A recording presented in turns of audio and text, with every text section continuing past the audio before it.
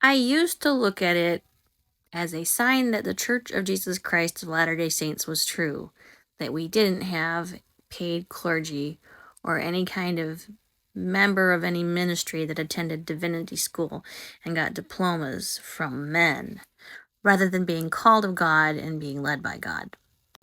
I now know that that's complete and utter bullshit.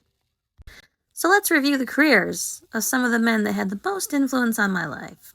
Of course, we'd have to start with my dad, who worked throughout my childhood and youth as he was called and released, either as my bishop or branch president. While serving as a church leader, he has worked as an administrator for the state of Michigan, director of programs to be exact, for the state homes for the mentally disabled and physically handicapped. He was a CPS worker and also a licensed mental health counselor. The bishop who excommunicated me was a chemist working for Pharmacia.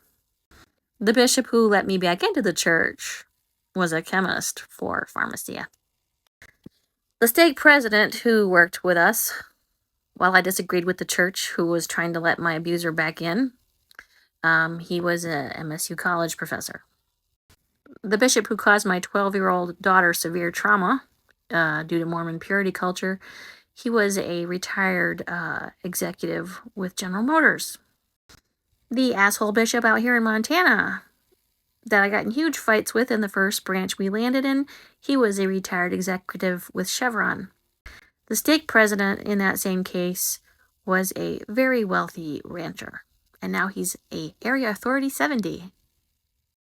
When I ran away from home as a teenager to the counselor in the stake presidency, he was an accountant, and the stake president in that case was a retired farmer. Other positions that have been held by my Montana leaders are train conductor, pipe company owner, nurse practitioner, hospital administrator, high school teacher.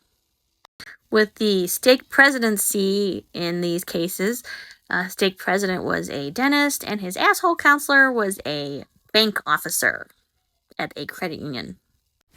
Other careers held by my church leaders include plumbing business owner, another nurse practitioner, electrical supply company owner, and numerous college professors. One dairy farmer and one electrician. Meanwhile, the higher-ups in the general authorities are all former businessmen and attorneys.